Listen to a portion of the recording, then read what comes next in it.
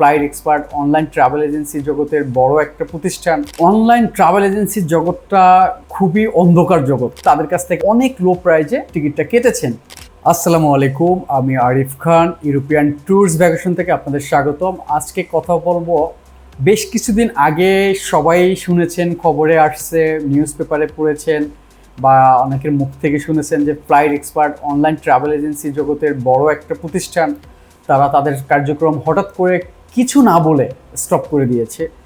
এবং কি অনেক কথাই শুনেছি, আপনি সবাই শুনেছি যে 2,000 কোটি 5,000 কোটি টাকা নিয়ে তারা তাদের কার্যক্রম স্টপ করে চলে গেছে। এই অনলাইন ট্রাভেল এজেন্সির জগৎটা খুবই অন্ধকার জগৎ। আমি বলবো ব্যক্তিগতভাবে, আপনারা কিছু না দেখে, তার অফিস প্রতিষ্ঠান, তার ব্যাকগ্রাউন্ড কিছু না চেক করে তাদের কাছ থেকে বিজনেস শুরু করেছেন। অনেক এজেন্সি আছে আমাদের এই ট্রাভেল এজেন্সি জগতের, তারাও তাদের সাথে বিজনেস করেছে। আবার কিছু কিছু গেস্ট আছে যারা অ্যাকচুয়ালি দেশের বাইরে ঘুরতে যায়, বিজনেস পারপাসে যায়, কিন্তু তাদের কাছ থেকে অনেক লো প্রাইজে টিকিটটা কেটেছেন। এখন এসে আপনারা সবাই বিপদগ্রস্ত। আপনাদের টিকিটটা আদৌ ভ্যালিড থাকবে কি না, তাদের টিকিটটা তারা ভ্যালিড রাখবে কি না, আপনি কিচ্ছু জানেন না। আপনার ট্রাভেল ডেট খুব ক্লোজ চলে আসছে, আপনি যেতে পারবেন কিনা এই টিকিটে আপনারা কিচ্ছু বুঝতে পারতেছেন না, তাদের সাথে কন্ট্যাক্ট করতে পারতেছেন না, তারা কোনো রিপ্লাই দিচ্ছে না আপনাদেরকে। আপনার অনেক রকমের টেনশন এখন মাথার ভিতরে ঘুরতেছে। দেখেন, আপনারা যখনই ট্রাভেল করবেন, ট্রাভেল করার সময় অবশ্যই আমরা সবাই চাই একটু কম রেটের টিকিটটা নিতে, কিন্তু এয়ারলাইন্সের তো একটা নির্দিষ্ট একটা ভাড়া আছে। যেমন আপনার কিলো ক্লাসের যে ভাড়া, কুইন ক্লাসের যে ভাড়া, মাদার ক্লাসের যে ভাড়া, এগুলো হলো একটা নির্দিষ্ট ফিক্সড করা আছে এয়ারলাইন্সের, যে এত টাকার নিচে আর এই ভাড়াটা নামবে না। আর একটা ট্রাভেল এজেন্সি একটা টিকিট কেটে সর্বোচ্চ সে কমিশন পায় 7% বেস ফেয়ার উপরে সে একটা কমিশন পায়। এখন সেই কমিশন থেকে হয়তো বা আপনাকে 2% ছেড়ে দিল বা 3% ছেড়ে দিল বা 4% ছেড়ে দিল, সে বাকি 3% প্রফিট নিল। কিন্তু আপনারা এই 7%-এর পরও যদি যে আপনারা কমিশন চান, তখন কি করতে হবে ওই কোম্পানির? অবশ্যই তাকে লস দিয়ে আপনাকে টিকিট দিতে হবে। এখন কোনো প্রতিষ্ঠান তো লস দিতে চাবে না, টোটালি কোনো প্রতিষ্ঠান তো লস দিয়ে বিজনেস করে না। তাহলে যখন এই ফ্লাইট এক্সপার্ট কি করেছে, অ্যাকচুয়াল যে ভাড়াটা, ঢাকা টরন্টো রোডের যে ভাড়াটা, অ্যাকচুয়ালি এয়ারলাইন যে ভাড়াটা পারচেস করতে হয় আমাদের, ধরেন আমাদের কিলো ক্লাসে ঢাকা টরন্টো ঢাকা ভাড়াটা ছিল আপনার 1,20,000 টাকা। ফ্লাইট এক্সপার্ট করেছে কি, তারা এই ভাড়াটা দিছে 1,05,000 টাকায়। সে 15,000 টাকা কম দিয়েছে। কিভাবে কম দিয়েছে? এখন আপনি আমার কাছে কোয়ারি করেছেন, আমি আপনাকে কাছে 1,20,000 বলেছি, আর একটা এজেন্সিতে কোয়ারি করেছেন, সেও 1,20,000 বলেছে, কিন্তু ফ্লাইট এক্সপার্টে আপনি যখনই এই জিনিসটাকে আপনি সার্চ দিয়ে দেখেছেন, দেখলেন 1,05,000, তখন এসে আমাদেরকে একটা স্ক্রিনশট দিলেন, দিয়ে বলেন ভাইয়া দেখেন, এই যে আমি পেয়েছি 1,05,000 টাকা, আপনি কেন 1,20,000 চাচ্ছেন? দেখেন, আমি চুরি করব না, আমি লস দিয়েও বিজনেস করব না, কিন্তু ফ্লাইট এক্সপার্টের ইন্টেনশন ছিল তারা এই যে চুরি করবে, তারা যে লস দিয়ে বিজনেস করতেছে, কারণ আপনার টাকা সে নিয়ে চলে যাবে হয়তো বা 6 মাস পরে বা 1 বছর পরে। তাদের ইন্টেনশন ছিল তারা বিজনেসটা রান করছে এই কারণেই যে আমি এখন লস দিচ্ছি, আমি সবার যে ইনভেস্টমেন্ট, এই যে 1,000 কোটি 500 কোটি 200 কোটি যে যেটাই বলি না কেন, এই টাকাগুলো যে নিয়ে আমি চলে যাব, ওর ইন্টেনশন ছিল এইটা। দ্যাটস ওয়াই সে আপনাকে প্রতিটা টিকিটে 5,000 10,000 টাকা সে লস দিছে। তাতে আপনার 1,20,000 টাকার টিকিট আপনি পেয়েছেন 1,15,000 টাকায় বা 1,05,000 টাকায়, সে আপনার কাছ থেকে 15,000 টাকা কম নিছে, রাইট? কিন্তু সে তো আপনার ওই 1,05,000 পুরোটা নিয়েই চলে গেছে। এখন আপনি কই যাবেন?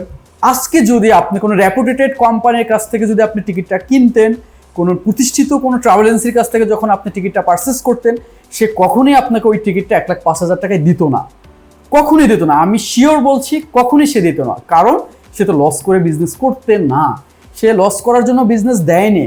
সে এখানে আপনাকে সার্ভিস দিবে, সে বিনিময়ে একটা সার্ভিস চার্জ সে নিবে, বাট সে সার্ভিসটা মেক শিওর করবে যে আপনার সার্ভিসটা একেবারে কনফার্ম থাকে, আপনি ফ্লাই করা পর্যন্ত কনফার্ম যাতে থাকে, সে এইটা মেক শিওর করবে আপনাকে। কিন্তু দেখেন, ফ্লাইট এক্সপার্ট কি করেছে, আপনার কাছ থেকে 15,000 টাকা কম দিয়ে সে টিকিটটা সেল করেছে। এই রকমের আপনি একা না, আপনার মতো 100 200 1,000 লোকের কাছে সে কম দিয়ে সে টিকিটটা ইস্যু করেছে। আপনার তো একটা তাকে পেমেন্ট করে দিয়েছেন। এখন আপনি চিন্তা করেন, 1,20,000 টাকার সার্ভিসটা 1,05,000 পেয়েছেন। এরকমের যদি 20 জন না, এরকম যদি 100 জন লোক হয়, তাহলে সে কত টাকা কম দিয়েছে আর কত টাকা সে বেশি নিয়ে ভেঙে গেছে, আপনারা ক্যালকুলেট করে এবার বের করে ফেলেন। তো আমি রিকোয়েস্ট করব, কখনই এই রকমের অনলাইন পোর্টাল থেকে আপনারা টিকিটটা কাটবেন না প্লিজ। কারণ আপনি জানেন না আপনি তার ফিউচার প্ল্যান কি, সেই বিজনেসটা কি সে দীর্ঘ টাইম করার জন্য আসছে, না শর্ট টাইম বিজনেস করে সে কিছু টাকা ক্যাশ করে সে চলে যাবে। এটা কিন্তু আমি আপনি কিচ্ছু জানি না।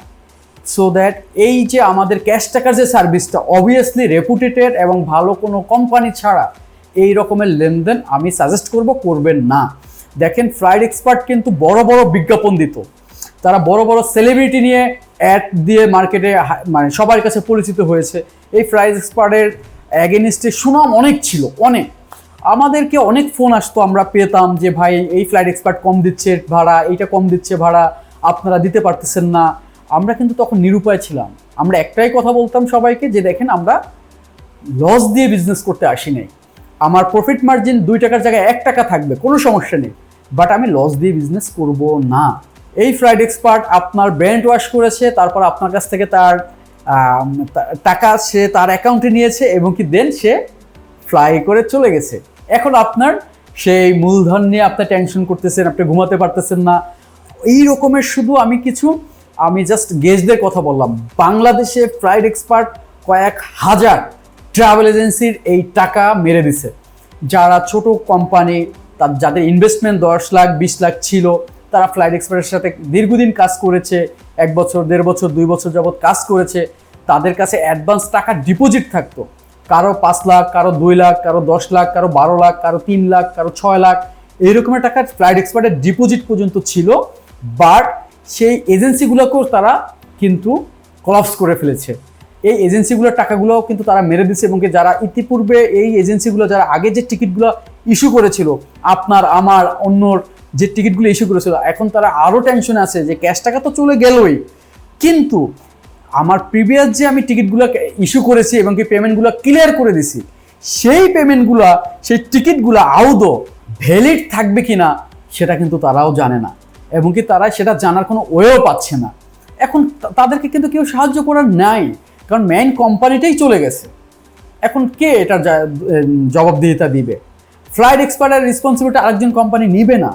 কারণ আপনি যখন ব্যবসা করছেন বা আপনি যখন তার সাথে কাজ করছেন, কারোর সাথে কিন্তু আপনি মানে এটার পারমিশন নিয়ে কাজ করেন না, আপনি তার সাথে ভালো লাগছে এগ্রিমেন্ট করে কাজ শুরু করে দিচ্ছেন। এখন সে ভেগে গেছে, কারণ তার ইন্টেনশন ছিল 100%, তার ইন্টেনশন ছিল আমি একটা ভালো অফার দিব, সেটা লস দিয়ে হলো অফার দিব, মানুষের টাকা কালেক্ট করব এবং কি যখন একটা বড় অ্যামাউন্ট হবে, বিগ অ্যামাউন্ট হবে, আমি টাকা নিয়ে চলে যাব। দেশ ছেড়ে তারা চলে গেছে। এখন আপনি আপনার প্রতিবেশী, আপনার আত্মীয় স্বজন সবাই বিপদগ্রস্ত, সবাই ছটফট করতেছে আমার টাকাগুলো কী হবে, আমার টিকিটগুলো কী হবে। তাই আমি সাজেস্ট করব অবভিয়াসলি আপনারা কম টাকার পিছনে দৌড়াবেন না। দেখেন আমি আবারও রিপিট করি, এয়ারলাইন্সের নির্দিষ্ট একটা ফি থাকে যে এই টিকিটটার এর নিচে আর কমবে না। ওদের ক্লাস ওয়াইজ ভাড়া ওরা সিলেক্ট করে দেয়, ওই ক্লাসের ভাড়া এর থেকে নিচে যাবে না। আর প্রতিটা এজেন্সি 7% কমিশন পায়, এটা ট্রু। বেস ফেয়ার উপরে ট্যাক্স বাদ দিয়ে 7% কমিশন পায়। তো আপনি ওখান থেকে 7 থেকে আপনি 5% কমিশন নিতে পারেন, 2% নিতে পারেন, 4% নিতে পারেন। কিন্তু 7-এর থেকে যখনই বেশি আশা করবেন তখনই এই রকমের আপনার সিচুয়েশন চলে আসবে যে হয়তো বা এই কোম্পানি, কারণ কোনো কোম্পানি লস দিবে না, যে লস দিবে সেই থাকবে না, সে অবশ্যই তার ইন্টেনশন আছে সে কারো না কারো টাকা মেরে চলে যাবে। তার রিকোয়েস্ট আপনারা ডিসকাউন্টের পিছনে না ঘুরে ভালো প্রতিষ্ঠান থেকে ভালো সার্ভিস নেন, যাতে সার্ভিসটা দীর্ঘস্থায়ী হয়। আপনার শর্ট টাইমের সার্ভিস কখনই ভালো হয় না, কখনই ভালো হয় না। তো সবাই ভালো থাকবেন। আমার এই ভিডিওটা কেমন হয়েছে, ইনফরমেশনটা কেমন লেগেছে অবশ্যই কমেন্টস করে জানাবেন। আর নেক্সট কী ধরনের ভিডিও চান আমাদেরকে কমেন্টস করেন, ইনশাল্লাহ আমরা ট্রাই করব ভালো একটা ভিডিও দেওয়ার জন্য। থ্যাংক ইউ, আসসালামু আলাইকুম।